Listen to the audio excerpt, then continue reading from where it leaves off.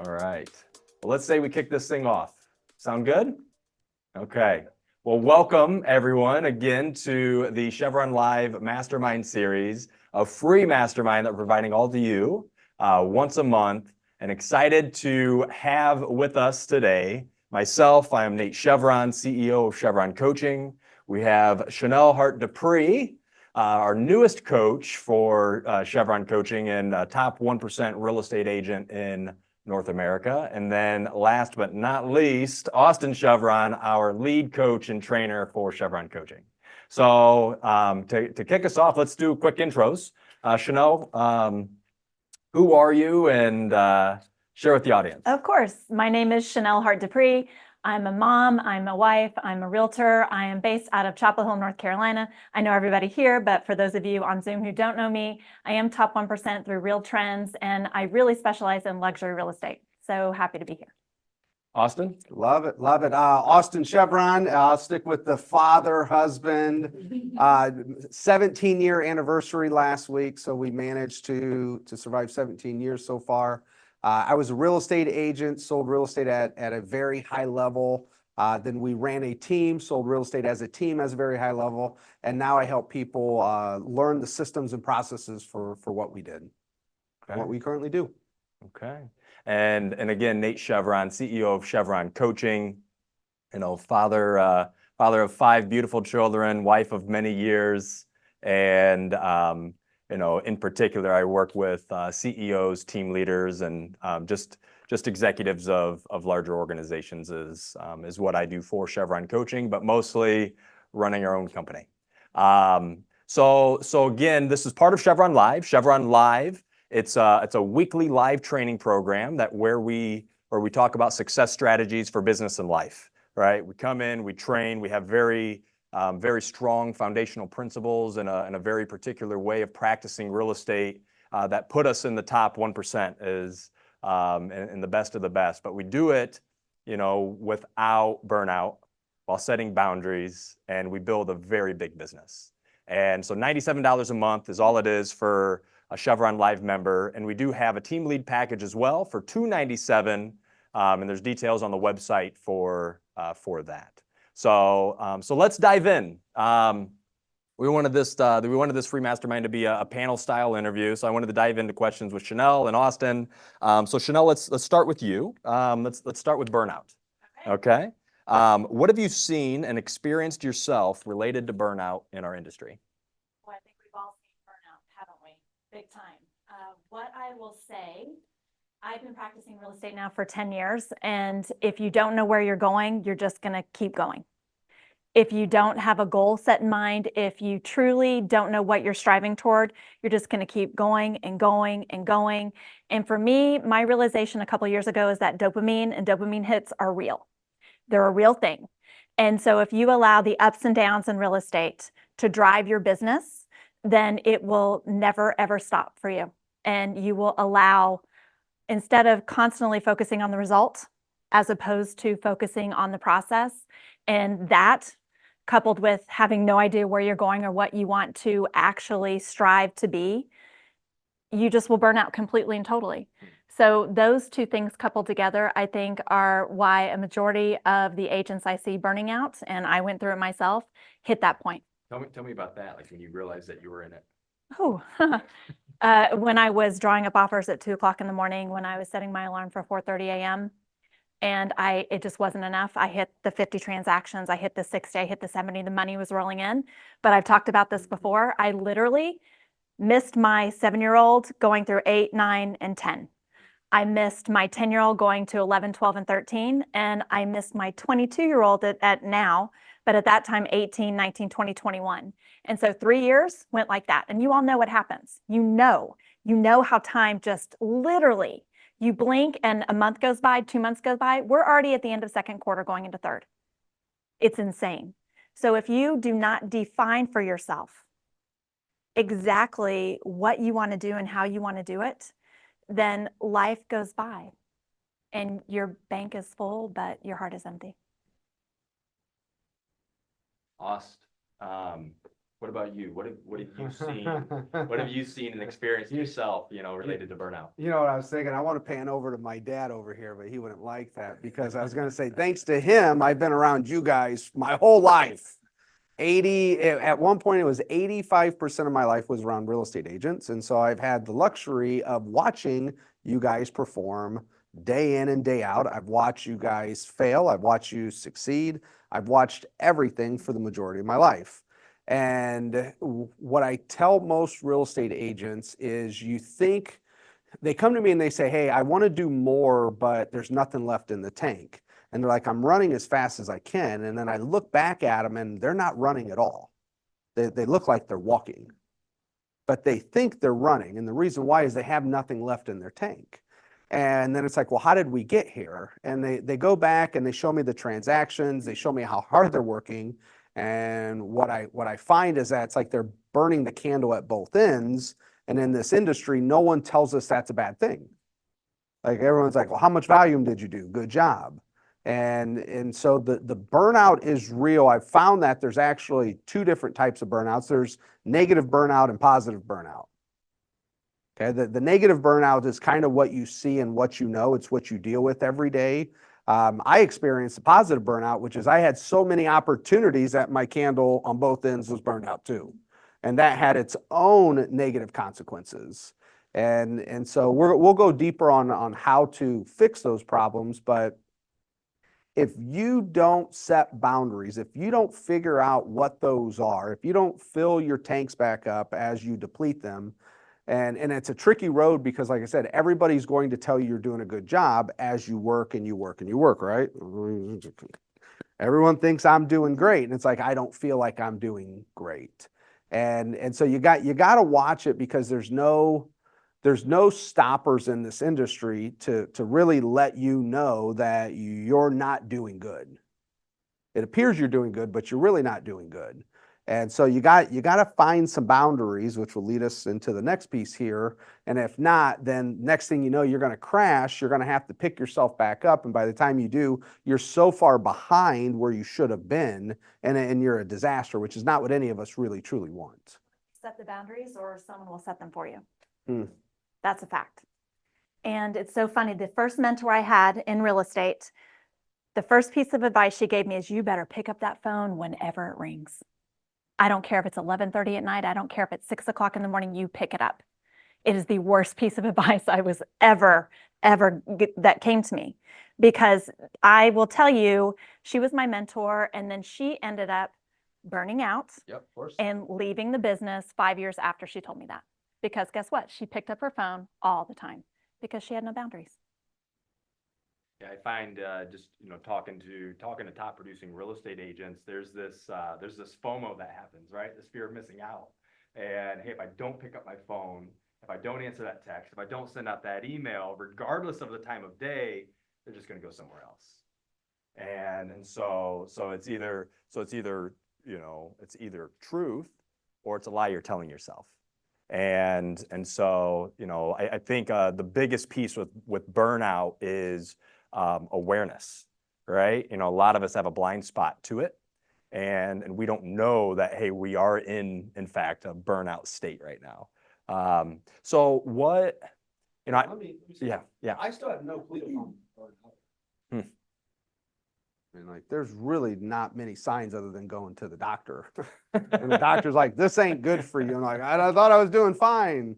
Like, I don't know if I can tell you when like you're getting to that level of, if I look at a car, it's like green, yellow's like you're really speeding, and then red's like you crashed.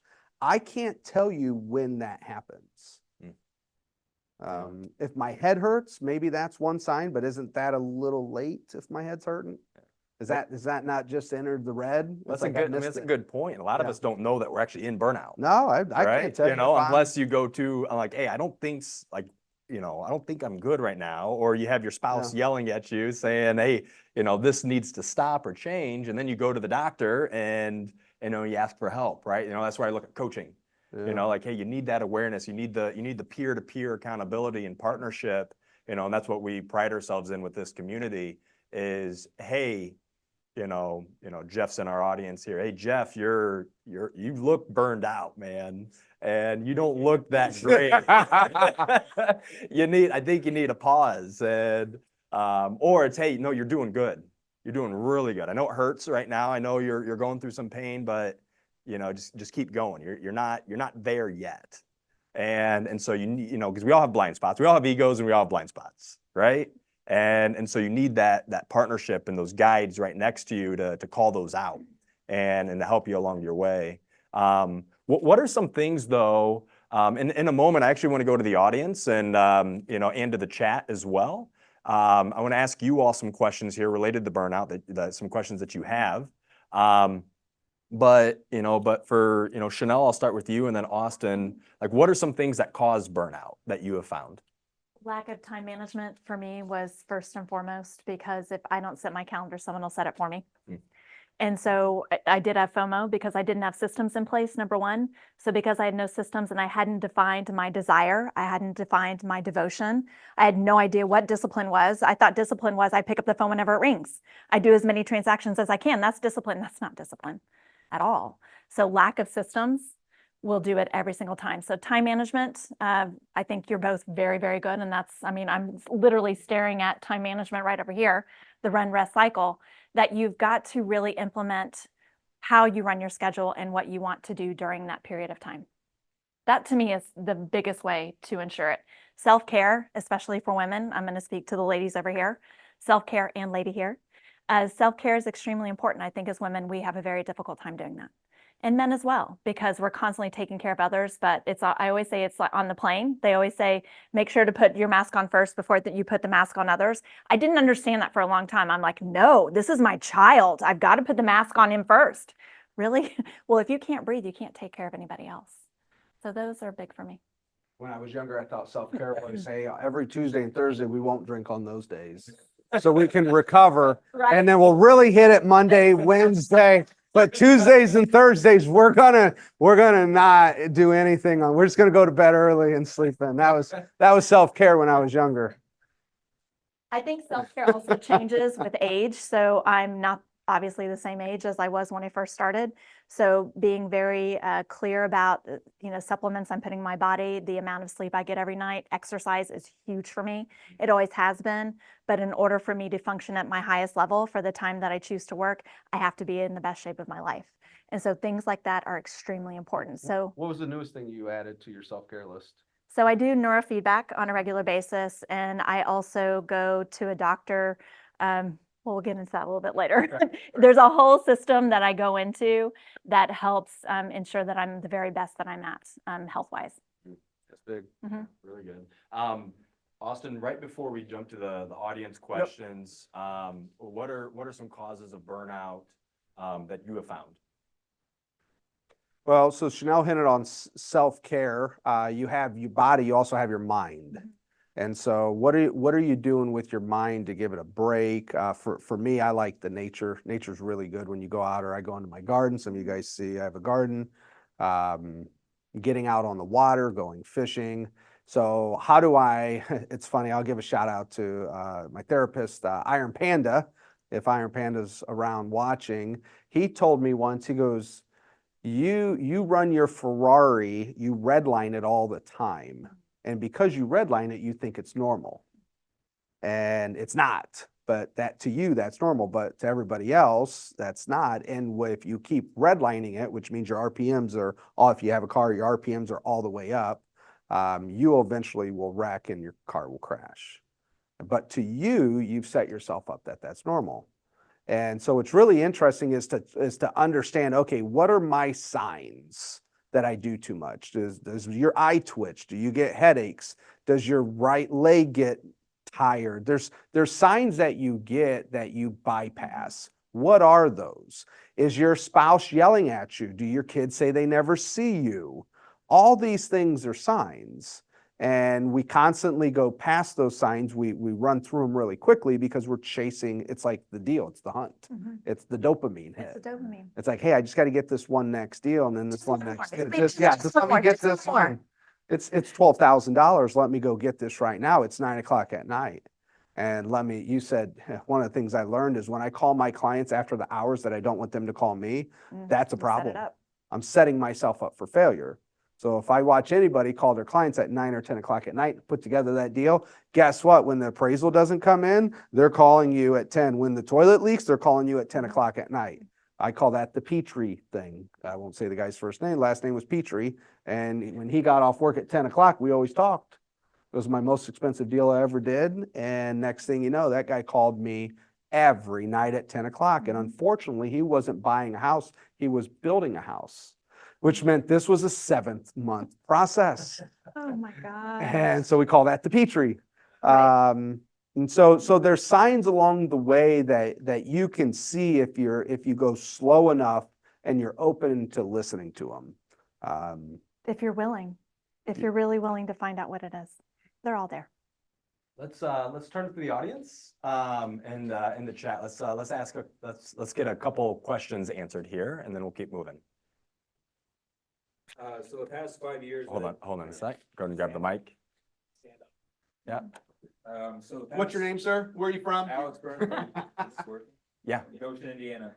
So the past 5 years of my life, I've made a lot of business decisions, starting, stopping, and investments, a lot of money spent, lead gen strategies. So I made the tendency to go too extreme and then stop it and go too little.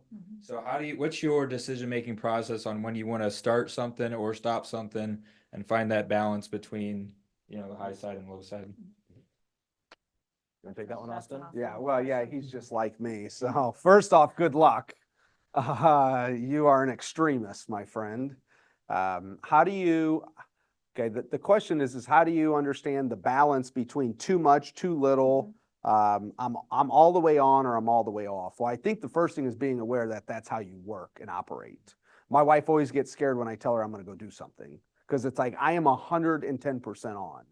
And so if you're aware of that, now right, it's like, now the next question becomes is should you do that or shouldn't you?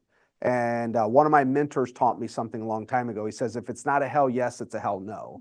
So now the question really becomes is how do I improve my process to make the right decision? Because once you make it, you're all in. Even if it's the wrong decision, you're all in. And then you're going to be all in the wrong way. So it goes back to, there was a book called Decisive, I believe, by Chip and Dan Heath, Decisive. And that book taught me how the best people in the world make decisions. And the way we operate, we're going to have a lot of errors. There's going to be a lot of things, especially when you're an opportunist, you're going to plow forward, you're going to make a lot of mistakes. You're going to learn a lot of lessons in a very positive way. The question becomes is how do you minimize those? How do you minimize those? And the way is to have a decision-making process. And I'll go through probably one of the best things I've ever done is when I read that book, I realized that the worst decisions in the world get made when you say, should I do this or shouldn't I? Do I do this? So this opportunity comes and yeah, should I do this or shouldn't I? And really what the best people in the world ask themselves, so what are 3 to 5 options on how I could do something like this? And by working through that, what I found when I do this with our clients, most people can find somewhere between like 3 and 4 different options. I stretch them to find 5 and they can't find 5. And I go, well, tell me a bad option because even the bad option has good in it. And what you then find is I get a mixture of these options. The 5th one I really didn't like. There's more bad and good, but I can find like 2% of good in it. And then you put that in with the other stuff. And then ask yourself, if I do this, is it a hell yes or a hell no? And it comes back to then clarity. So if I was working with you, what is your goal? What is this opportunity? How do we work through this decision? And then once we find the right decision, does it meet your goal and what you're trying to achieve? And that then normally eliminates like 80% of what you're doing. And so hopefully by the time you get down to it, you found the few things that you have to do, which are the right things. And then you'll always think something's right and then realize it was just a learning lesson. And so someone like you, do less, have a better decision-making process and make sure it aligns with what your goals are. Which is what module in the Agent Success Program? There you go. That was a layup for you, brother. That was a layup. Great question. Do we want to take one from the chat? Is there? So far, no one. Yep, okay, Perfect. all good. Yeah, let's take another one. Jeff Cavender. Who you are, where you're from? Hello, this is Jeff Cavender, your local favorite realtor from Warsaw, Indiana. So this is that's my tagline. Yeah, but softballed it in yeah. there for you. Sure, he trademarked it too, by the way, so. I should. But this is like a two-part question. So, and I'm with you guys. I've been in it like 7 years now, and we all start out where we go really super hard. Do you feel like you would be where you're at now without those beginning years where we all went way too hard and burned out? And then secondly, do you feel like a new agent coming in, brand new, would come through or your systems and learned to not do those things and to slow down, set boundaries? Would they be able to achieve where you're at? Those are great questions. Firstly, if I would have had boundaries from the beginning and felt like I didn't have to say yes to everything, I would be much further along in my business now than I currently am. There's no question in my mind, none, because I tend to go, go, go, go, go, and then crash. And the crash is because I physically or mentally can't go another moment. And then once I get the strength up again, I mean, this is how I was processing for years and years and years. So I learned if I were to go back, set up the boundaries, set up the systems, find a mentor who was healthy for me and my business, I would be 10 to 15 years further along than I currently am, in my opinion. Secondly, a new agent coming in, every person who comes into our industry brings something unique with their own gifts, their own talents, and what they really want to strive to do. So if they are clear about what they're good at, taking the DISC profile, learning more about themselves and the niche that they want to work in within the business, they will kill it in this business. Kill it. It is not about how hard you work, it's what time do you put in, right? It's about how smart you work. But we're not set up, our society isn't set up that way. I was in Europe for a couple of weeks and I'm like, it took me a solid 3 or 4 days to finally go, right, okay, I don't have to like run around for, 50 hours and I can just relax and everyone around me is relaxed. So remember, our industry is not naturally set up that way. So you have to be extremely mindful about how you want to set up the business. And then new agents who are coming into your teams, or you may want to partner with, really applaud them and help them figure out who they are and what they want to do in the business and then strive forward in that way. Yeah, to stack on that second question, a lot of new agents, when they come into the industry, they'll ask like, I'll get this question a lot. Hey, what advice do you have for me as a brand new agent? And my normal response is be careful of the industry. It will suck you in. And the rest of the world, the rest of the industry operates a very particular way. And be very mindful that you're not falling into that trap. And we've seen significant success. A couple people sitting here in this audience, that learned the principles of setting proper boundaries, managing your money the right way, managing your time the right way, not getting caught up into the rat race. And they're just a few years into the business and they're doing very, very well. They have more time, more money than people that have been in the business for many, many years. And so I think that setting it up the right way is the right way. Let me give you the other side of that answer. Is people don't work hard enough, right? So if I have 3 groups of people, I have the person not working hard enough. I have the middle person who's like doing it, they're doing good. And then I have the person that's doing way too much, and the level of success could be based off of what they're doing. Fair, you guys catch me? You have the underachiever, you have person right in the middle, and then you have the overachiever. Growing up in this industry, my dad taught me you're supposed to turn over every rock when you start. The difference is some of those things you turn over aren't actually rocks. Okay, like they're different things. And the person in the very beginning, they're not working hard enough if they want to achieve at a high level. The person in the middle needs to work harder too if they want to achieve at a high level. And the person that's working really hard, they need to work smarter. Okay, that's the difference. Now, full disclosure, everybody's goals are going to be a little bit different. And so I know agents that they want to sell 20 homes a year. And if they can sell 20 homes a year with the lifestyle they're trying to live, awesome. I know people that want to sell 100 homes a year. I know people that want to sell 500 homes a year as a team. Everybody's going to be a little different. So you have to watch what your goal is and then what type of energy and effort do you need to achieve that goal. And a lot of times it's not about working harder, it's about figuring out how do I work smarter and essentially put some defense in place. So if I'm running hard, I don't go back to burnout. But I would say most people don't work hard enough. So I used to be the one who said, I will never get off this treadmill before you do, ever. I will outwork everybody, anywhere, anytime. And 3 years ago, it hit me with somebody I met because he said, you're right. But while you were running on the treadmill, I bought all the other treadmills. And then I bought the building that the treadmill's in. So you just keep running on the treadmill. I went, oh, okay. So it's about working smarter. Start winning. You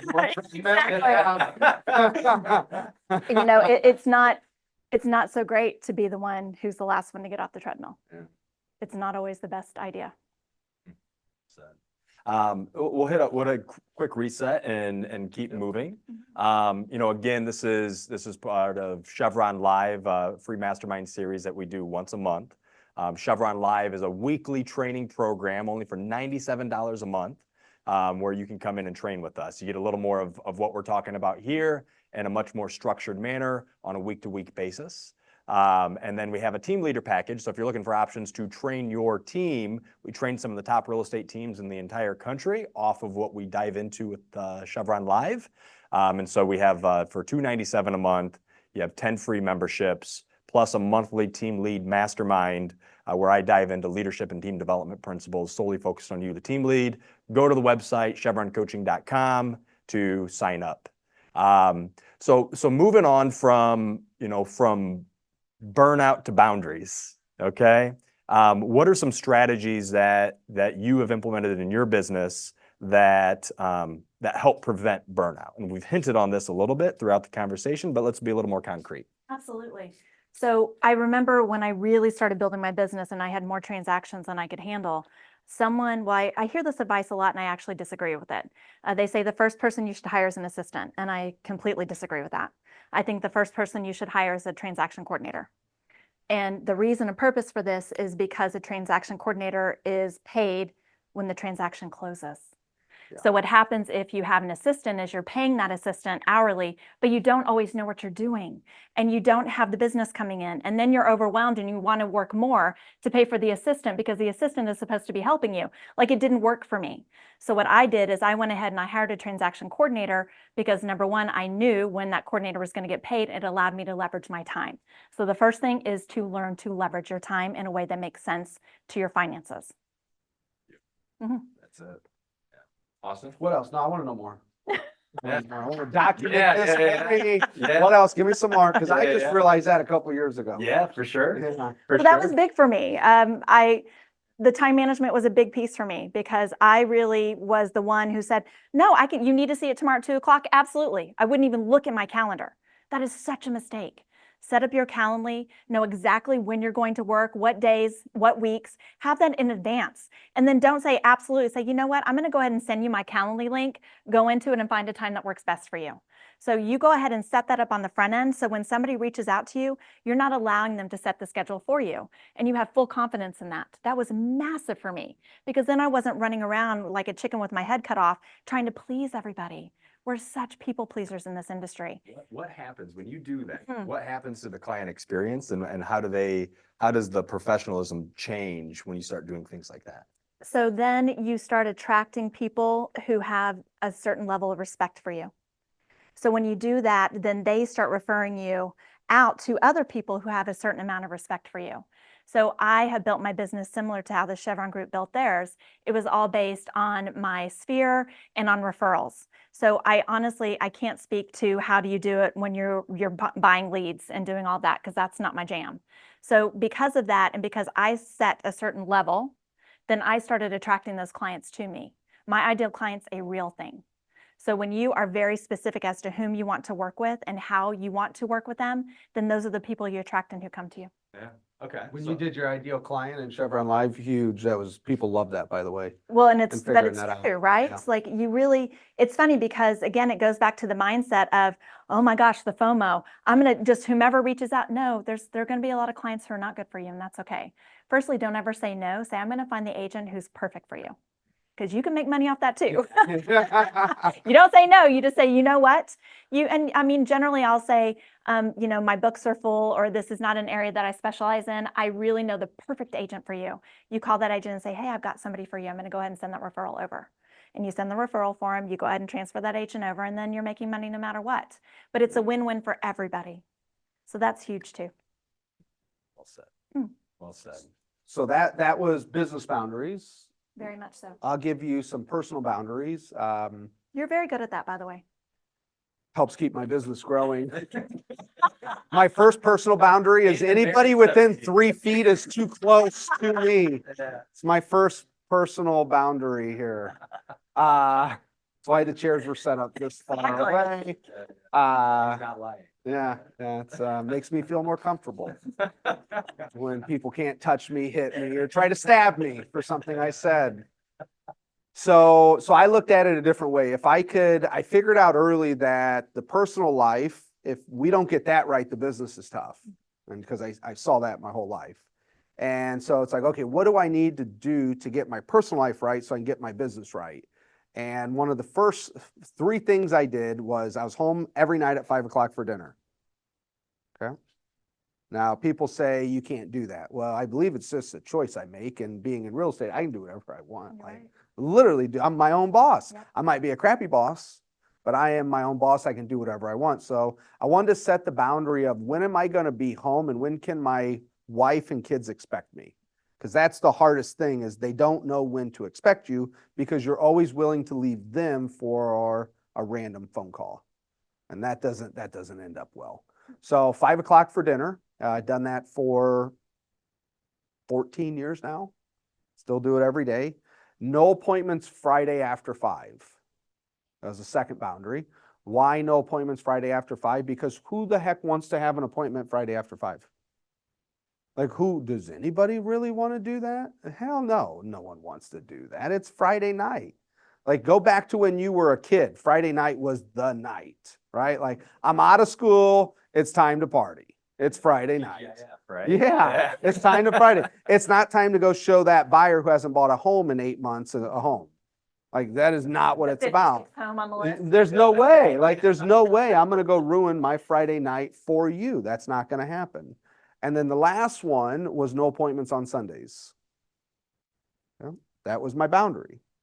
Now, I remember my managers, my bosses at the time, they said that you can't do that. You're in real estate. And I just went back to, well, I'm pretty sure I can do whatever I want. And if I work smarter, I'll figure out a way to do this. And so I set those 3 boundaries. There were a couple exceptions. An exception would be I was on a family vacation from Saturday to Saturday. I'm done with my family. They're done with me, right? Like, we just drove 13 hours on Saturday. Can I go make some money and feel sane again, right? So that's an exception. Another boundary I did was I turned my phone on silent and then I turned the vibrate off. Ooh. Yeah, which means you can't get a hold of me ever. Okay. Why did I do that? I needed to create a boundary between me and you, me and my phone, because whatever you need is not necessarily what I'm here to do. That's not that important to me. It doesn't mean I won't serve you and I won't provide high level of customer service. I just have to set the boundary and expectation of, hey, if it's at 5 o'clock, I'm at home at dinner with my family. If it's Friday after 5, I'm not scheduling appointments. And if on Sunday, I'm not scheduling appointments. And oh, by the way, if you call me, you won't probably get me unless I'm looking at my phone. But I'll call you back within 5, 10, 15, 20 minutes because I look at it. And I just needed to be in control of what was coming in. Goes back to the burnout, goes back to stress. I just needed to be in control. And here's all I can tell you is if you create boundaries, you can still make it work. I still outsold 99.9% of all the real estate agents doing that. It still works. Still married. You know, that stuff still, it all still works. You just have to be willing to take what you want for whatever reasons you want, and then go make it work on the back end. Go work hard, go work smart. And believe in who you are, believe in what you bring to the table, really believe in your own personal value. There's a reason that these people reached out to you.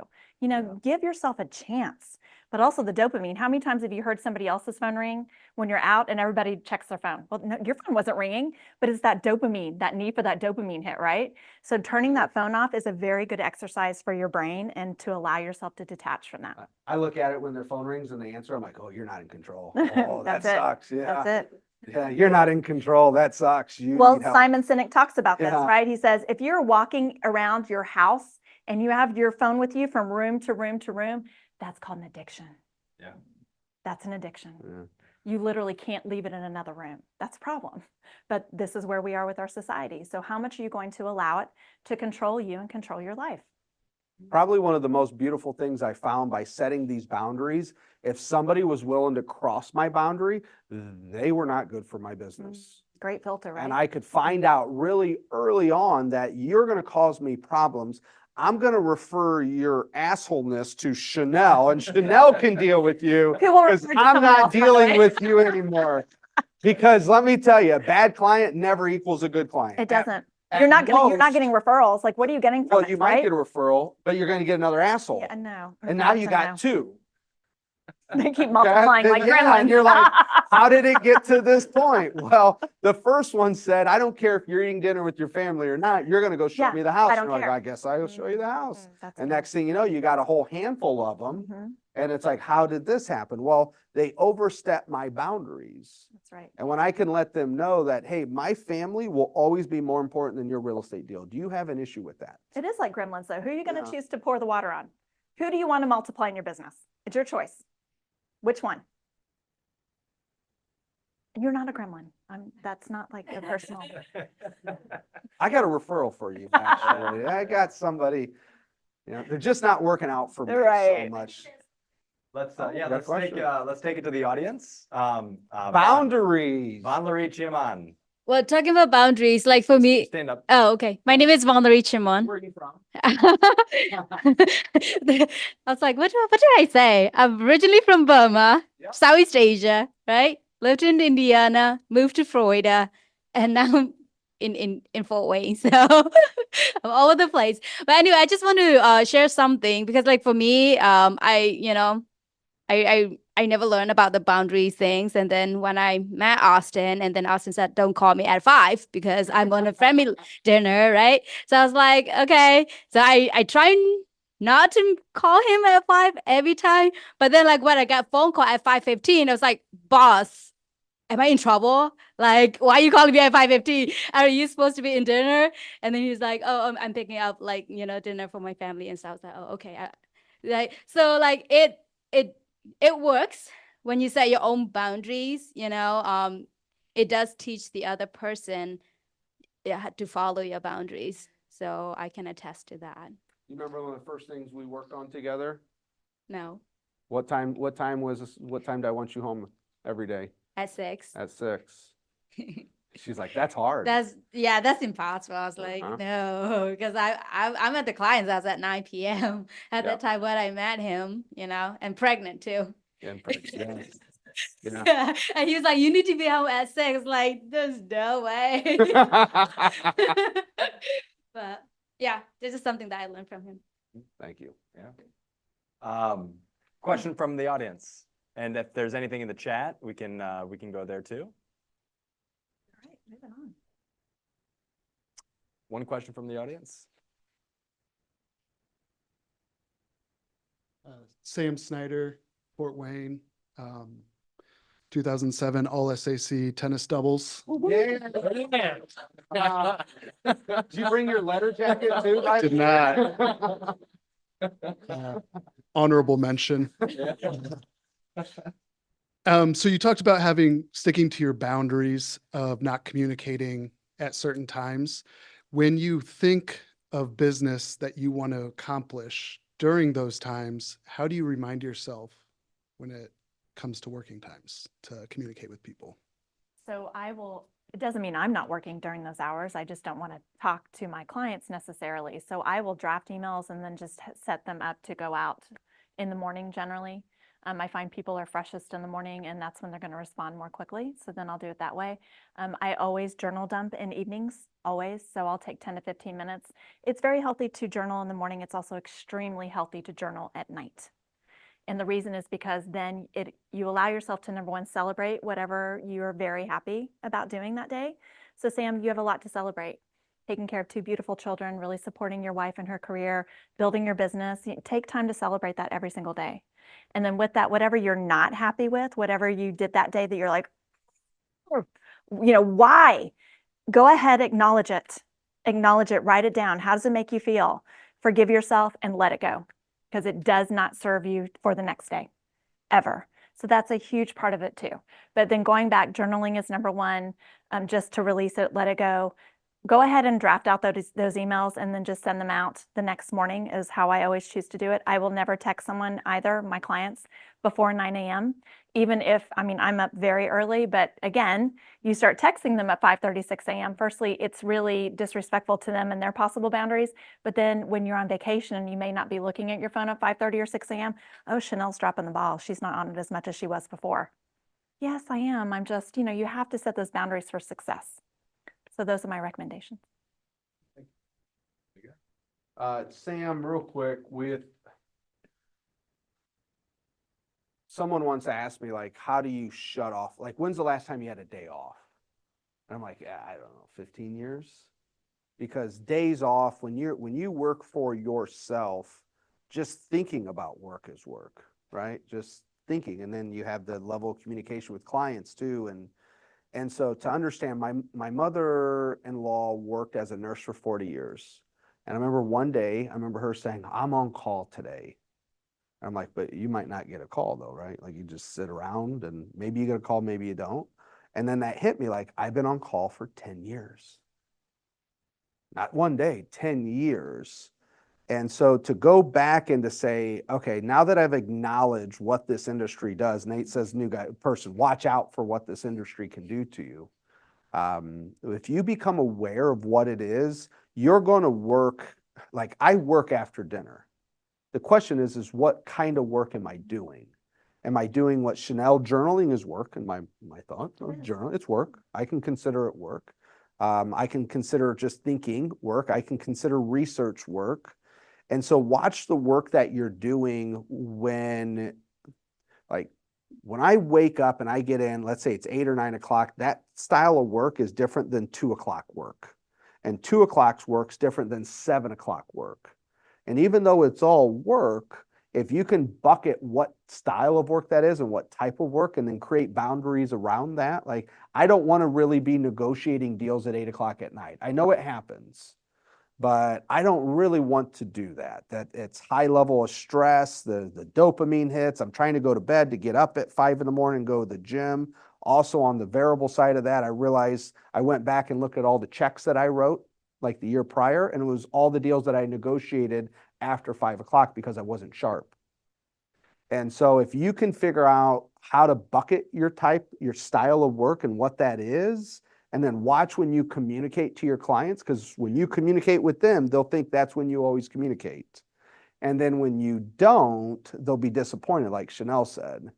And so that something, Vaughn, you said earlier, when I created that boundary of, hey, I'm home at 5, so literally that goes to my voicemail is, hey, if it's after this time, I'm gone.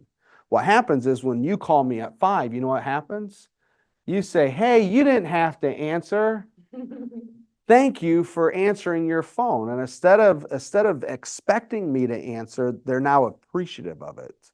And so just by setting boundaries, if I never touch them, when I call her at 5:15, I exceed her expectations then. Okay? Which now creates a completely different relationship between us. She expected me to call her at 10 o'clock because that's when she was up.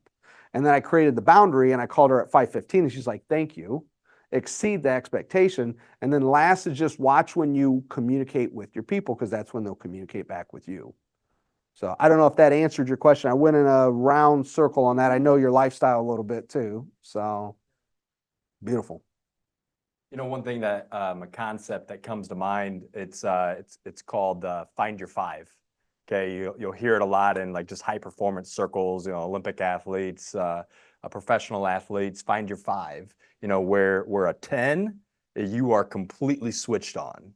You're running as hard as you can, and a 0, you're turned off, feet up on the couch, you know, maybe drinking Mai Tais on the beach, right?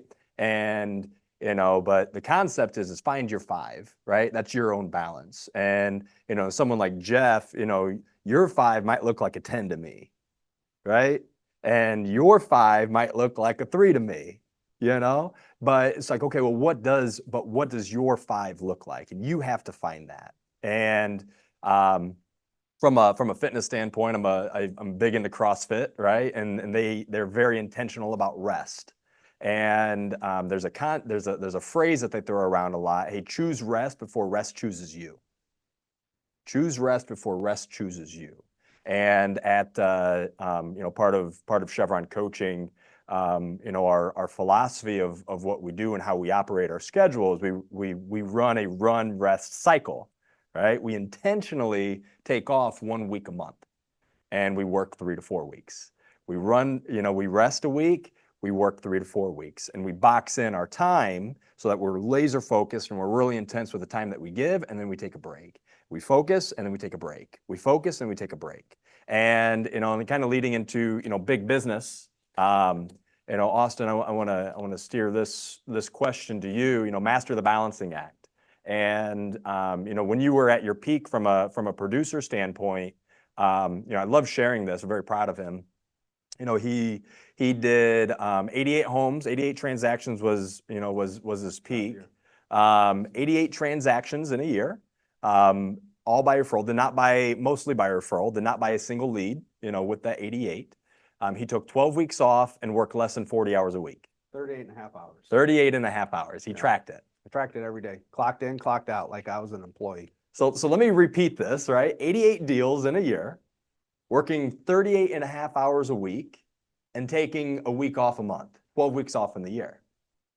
You know, mind-blowing, right?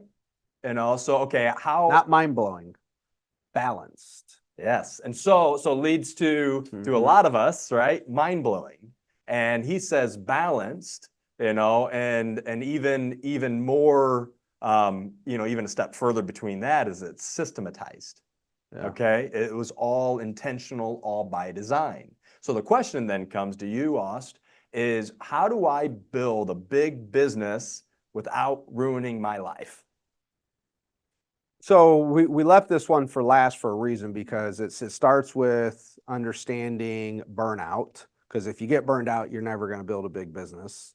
And a big business has more to do with than just transactions. You got to be, your body and your mind has to be good. Your family has to be good. Your financials have to be good. That's a whole nother, write that. We'll do a whole thing on financials, the F word in real estate. If you want to build a big business, what I realized is you got to be focused. You got to make sure you're good, and you got to be focused. If I wouldn't have taken the amount of time off that I would have done that year, I probably would have sold more houses the year after that. Say that again. Yeah, I know. I said that. I did that on purpose. Okay. That was my peak year, because the next year I didn't want to sell that many houses. And if I would have grinded, okay, even harder, I might not have sold 88 houses that year if I would have worked harder. There's that balance, because there's a law of diminishing returns. And I wouldn't have had the time to sit back and think about what's important to me, where do I want my business to grow to? And I realized 88 was my peak. Now what I wanted to do was transition and help other people do that. Okay. So if I would have worked harder that year and worked longer hours and not taken vacations, the next year I probably would have closed 105 homes or something of that nature.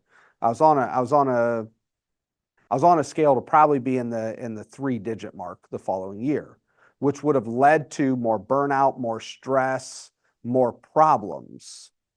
And so if you want to grow a big business, you got to get your systems right. So I figured out if I work 4 days a week hard, 3 weeks a month, I could outproduce everybody else.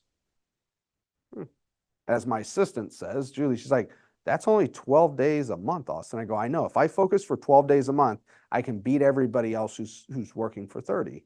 And then I can also have rest, relaxation. I can stay married. I can see my kids. I can go to their games. I can go do all of that stuff too. I once heard the phrase, and this is a beautiful phrase, that the purpose of a business, the whole purpose of your business is to support the lifestyle of the business owner. The purpose of a business is to support the lifestyle of the business owner. So then let me ask you, is your business supporting your lifestyle? Or is your lifestyle supporting your business? And that's normally where we get it wrong. We're all mixed up. We're not taught in the beginning of this business how to have the business work for you. So if you want to have a big business, you have to rest. You have to work on your systems, your processes. It's not always take the phone call. It's a matter of when do you take phone calls? When do you return phone calls? How do I set the boundaries?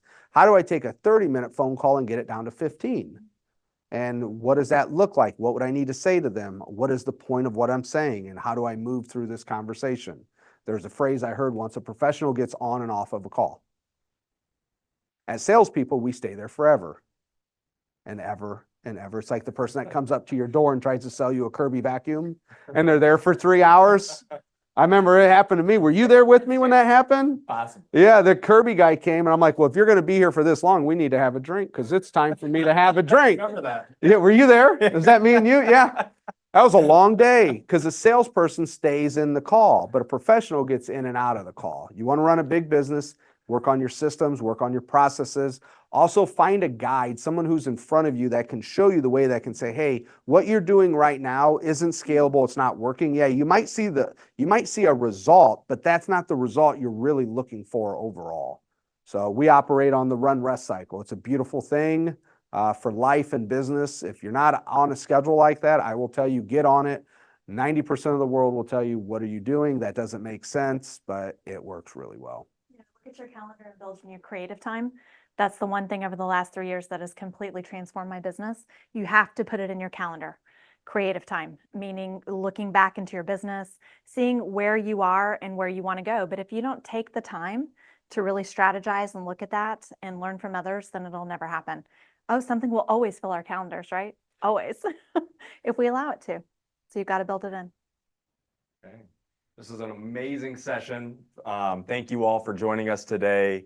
Again, Austin Cheviron, lead coach and trainer for Cheviron Coaching, our newest coach, Chanel Hart D'Aprix, and top 1% real estate agent in North America. And then myself, Nate Cheviron, CEO of Cheviron Coaching. Thank you all for being here. If you liked what you saw, you want more of this, come and train with us, Cheviron Live.